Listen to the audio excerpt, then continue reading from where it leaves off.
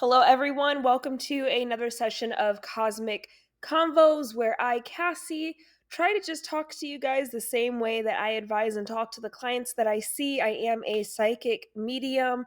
I dive into a lot of different spiritual topics and subjects, and usually pull from my own knowledge as well as my own experiences from working within the psychic realm in a professional way. So, I want to talk about spirit communication and messages because I get so many people all the time that are questioning, is this my ego?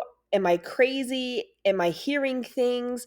This happens a lot of times to people who have spiritual gifts like mediumship, or even, intuitive, um, empath empathic ability that turns into like a physical manifestation of being able to actually hear and feel emotion at the same time.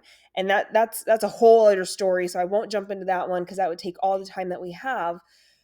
But these abilities manifest in so many different ways, and we're all so unique in the way that we experience our abilities if you have experienced them.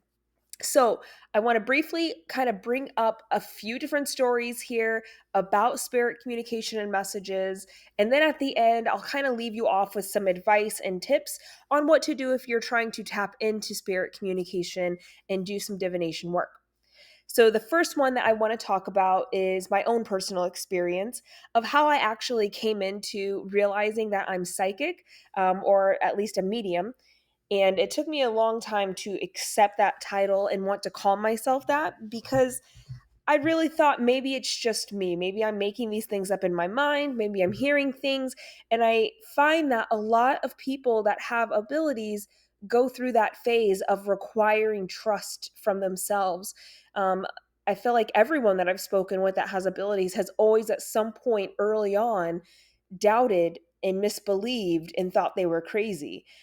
So for me personally, the way that I started to realize that maybe I'm not crazy is I actually would start getting all these thoughts in my head.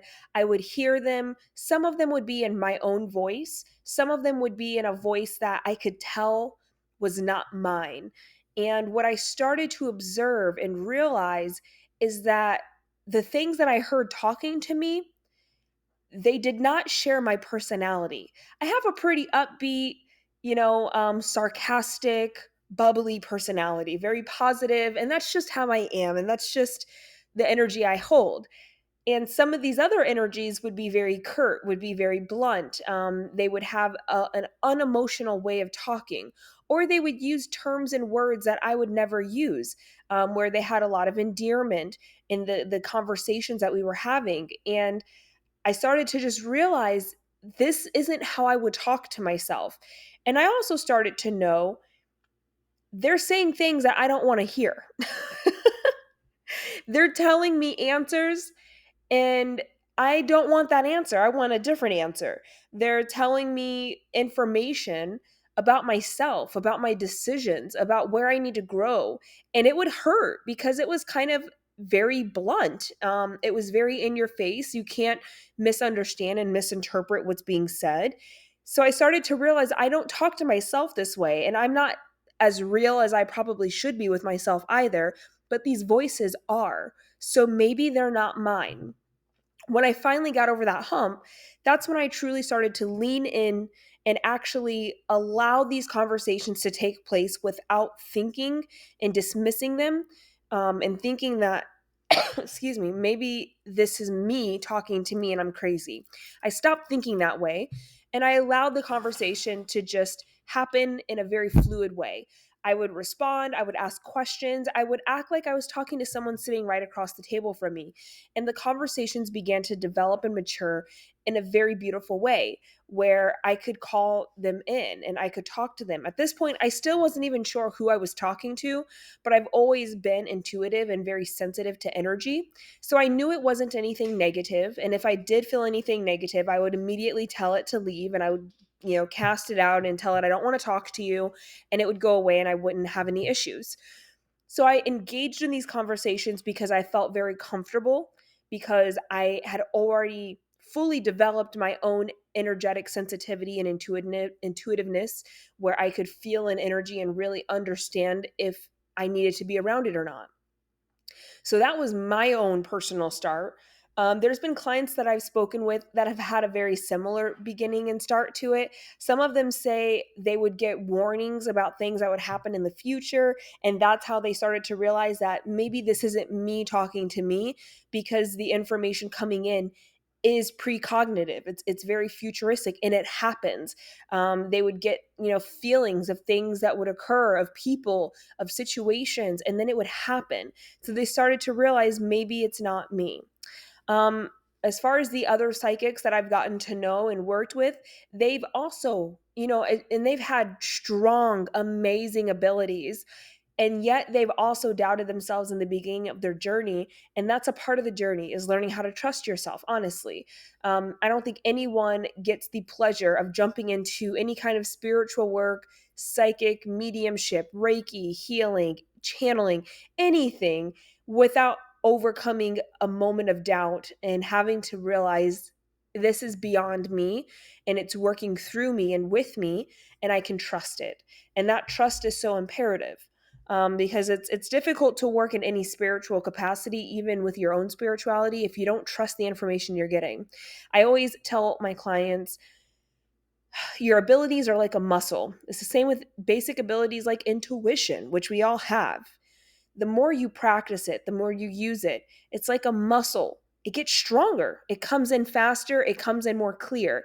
But the more that you doubt it, that you don't trust it, that you don't listen to it, and you don't take the guidance and heed what's being said, it stops working. It gets very weak. The muscle never gets used, and eventually it goes limp. It never leaves, just because you don't work your limbs out. They don't just drop off and leave. You just have a very weak muscle tone. You have weak strength in those limbs. But when you start to work them out, you feed them, you pay attention to them, you care about what's going into your body, you care about how you're using those muscles. They begin to strengthen and grow and become stronger and stronger. The same thing works for all the abilities, all the intuitiveness that you could possibly have in the world. Now, if you're going through one of those moments where you're having to realize I'm not, talking to myself maybe, or I'm not hearing things, this is something real, and you're trying to struggle through that kind of internal battle, I always recommend, get a psychic reading from someone that you trust. There's something called spiritual coaching, is at least what we call it. And those are usually people with abilities that don't realize they have abilities, but they're having all these experiences and they don't know what to make of it. And they just need clarity on what they have and how to work through it. And that's one of the things that I'm able to look at when I do energy work, is go into that person's energy as if it's my own. I start to experience the experiences they're having. But because I'm very comfortable and very exposed to the psychic world, the mediumship world, the abilities and things like this, and I have tapped into my own guides in a positive enough way that I can ask them to explain to me what's happening, I use that direct experience to be able to understand what that person's ability is and how they can control it, how they would perceive things, ways that they can either build it or block it. So go to someone that is psychic, that's very familiar with abilities, that's comfortable talking about it, and you could tell that they have a very good relationship with their own guides and their own abilities, and let them help you. Let them be that validation. 99% of my readings are validation, okay?